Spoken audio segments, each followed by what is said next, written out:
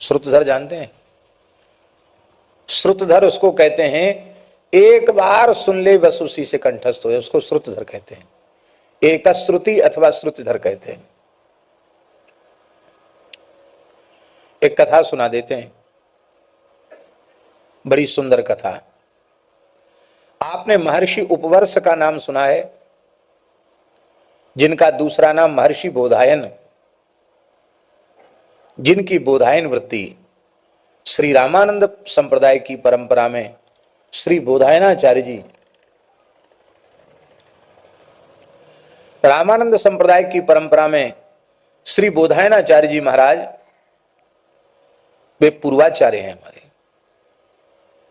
जिन्होंने विशिष्टाद्वैत सिद्धांत परक बोधायन वृत्ति लिखी और उस बोधायन वृत्ति को अपना पूर्व पक्ष मान करके भगवान आदि शंकराचार्य जी ने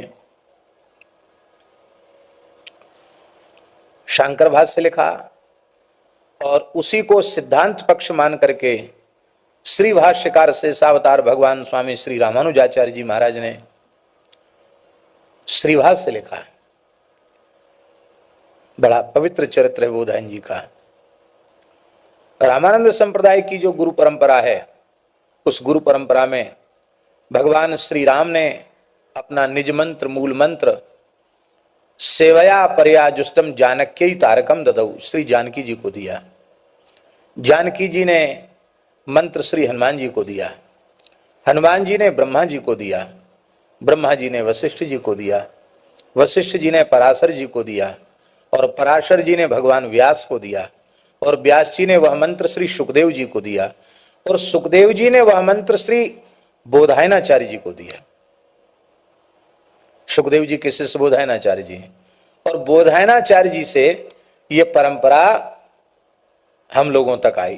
फिर कालांतर में श्री राघवानंदाचार्य जी, फिर रामानंदाचार्य जी, इस प्रकार की परंपरा है। ये बोधायनाचार्य जी कहाँ के थे? बाबा सो रहे हो? मिथिला के थे।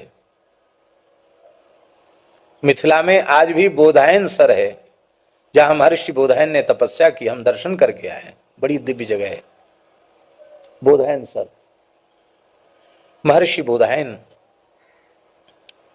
तो महर्षि बोधायन का एक चरित्र सुनाते हैं। इनके दो शिष्य तो जग विख्यात हैं। कौन कौन?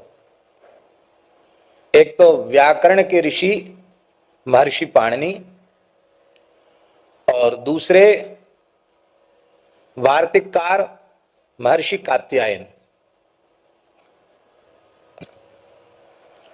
ऐसे जिनके शिष्य हों वो गुरु कैसे होंगे, आप विचार कर सकते हो। तो महर्षि बोधायन को ऐसी विलक्षण ऋतंभरा प्रज्ञा की, मेधा की प्राप्ति हो गई कि वे सोचने लगे कि मैं क्या बोलूं, क्योंकि मेरा बोलना व्यर्थ चला जाएगा, कोई धारण तो कर नहीं पाएगा मेरे ज्ञान को, मैं बोलूं क्या। मौन हो गए वो। हाहाकार मच गया महाराज। मिथिला क्षेत्र में 10,000 ब्रह्मचारी उनके यहां रह करके अध्ययन करते थे। कितने? 10,000। हाहाकार मच गया। गुरुजी मौन हो गए। पतिव्रता नारियां कैसी होती हैं बाबा? ब्रह्मचारियों ने रोकर गुरु माता से प्रार्थना की, माता जी, इनका उस समय नाम था उपवर्ष, महर्षि उपवर्ष, और जब ये संन्यास ग्रहण इन्होंने कर लिया, त्रिदंड ले लिया, तो श्री बोधायनाचार्य इनका नाम। तो उनकी गृहिणी से कहा, माता जी, गुरुजी क्यों मौन हो गए? हमसे कोई गलती बन गई क्या? हम लोगों से कोई अपराध हो गया? ऐसा होता है, शिष्यों से गलती बन जाती तो गुरुजी चुप हो जाते। क्या कहें, सुनते तो समझते तो है नहीं, इसलिए चुप हो जाना ही ठीक है। तो सब दुखी हो गए, क्या गलती हो गई क्या हमसे? माता जी ने कहा, नहीं, कोई गलती तुम लोगों से नहीं हुई। उनको इस प्रकार की विद्या, इस प्रकार के ज्ञान की जागृति हो चुकी है कि उसे कोई धारण करने वाला है नहीं तुम लोगों में से, इसलिए वो मौन हो गए। ऐसा कोई बालक ले आओ जो श्रुतिधर हो, एक श्रुति हो, एक बार सुनने से ही कंठस्थ भी कर ले और समझ भी ले, तो उसके माध्यम से तुम लोगों को फायदा मिल जाए, लाभ मिल जाएगा। नहीं तो गुरुजी तो अब मौन हो गए, मौन ही रहेंगी, बोलेंगे नहीं। चलो भैया खोजो, तो खोजने चल पड़े।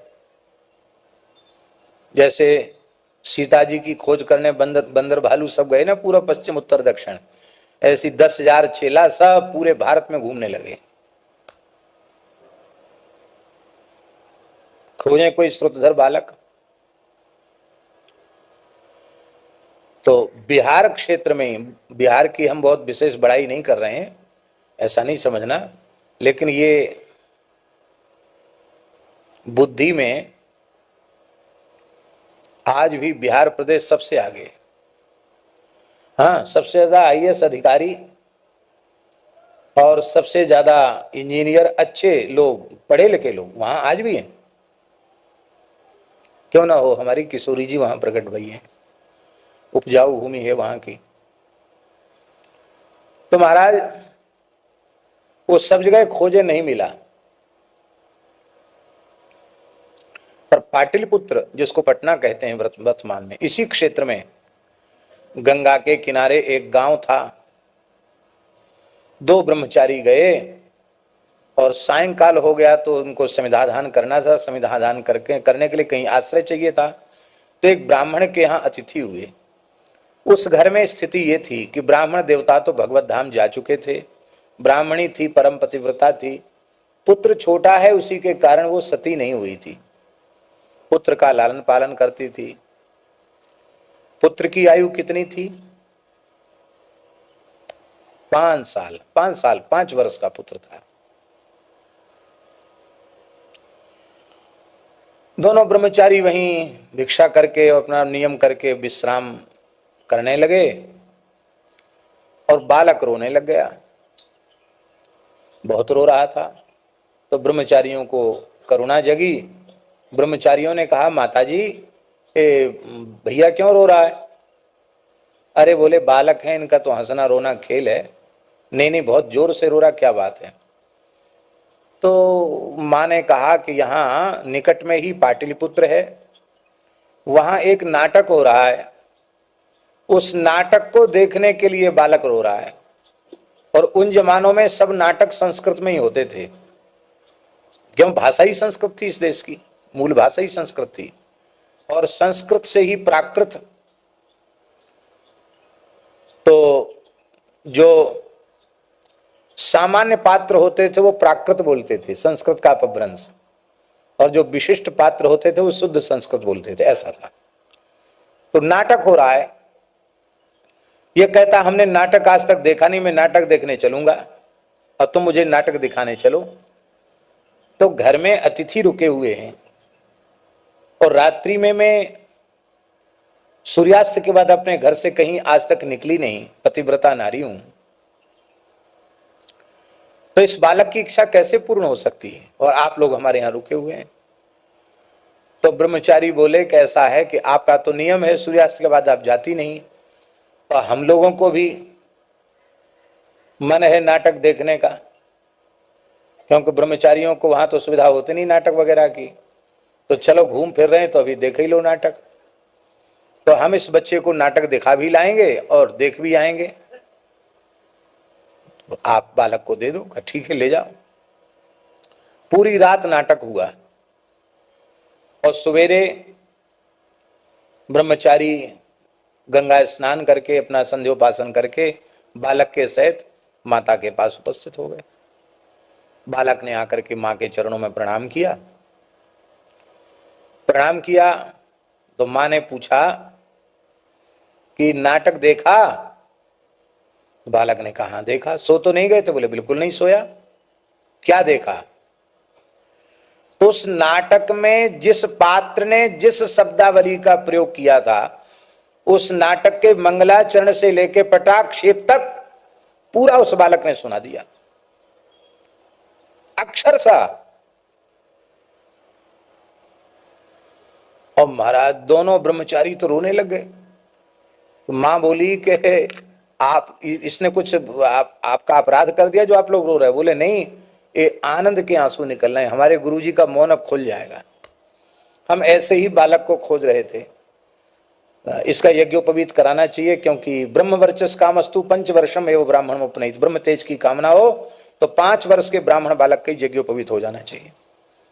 बोले हम तो बहुत गरीब हैं, कहाँ हम जनेऊ करा पाएंगे? अरे बोले महर्षि उपवर्ष के ब्रह्मचारी हैं हम लोग, वहां यज्ञोपवीत होगा। इतने बड़े विद्यालय में हमारा छोटा बालक कहाँ भर्ती हो? अरे बोले इसी के कारण विद्यालय चलेगा, आप केवल इस बालक को हमें दे दो। माँ ने प्रसन्नता पूर्वक बालक को दे दिया, पढ़ाना तो चाहती ही थी। और जैसे ही वह बालक पहुंचा, पहुंचते ही महर्षि उपवर्ष बोलने लग गए। उसने कुछ बताया नहीं, कोई घटना नहीं सुनाई, पर ऐसा उनका दिव्य ज्ञान था, समझ गए एक श्रुत है, श्रुतिधर है, तुरंत बोलने लग गए। इसी बालक का नाम महर्षि कात्यायन हुआ। बोलो भक्तवत्सल भगवान की।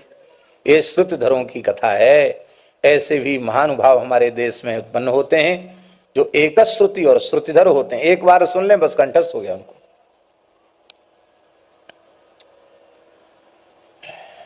अभी वर्तमान में जगत गुरु रामानंदाचार्य पद पर प्रतिष्ठित अप्रतिम विद्वान और अप्रतिम वक्ता जगत गुरु श्री रामानंदाचार्य श्री तुलसी पीठाधीश्वर परम पूज्य स्वामी श्री रामभद्राचार्य जी महाराज, वो एक श्रुति और श्रुतिधर हैं। महाराज सारे ग्रंथ उनको कंठस्थ हैं।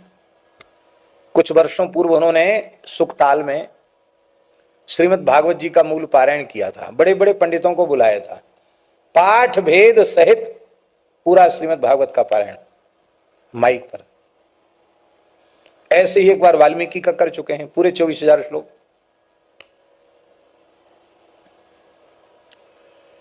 जब 7 वर्ष के थे तब तो उनको तुलसीदास जी के 12 ग्रंथ कंठस्थ हो गए, 7 साल के थे जब।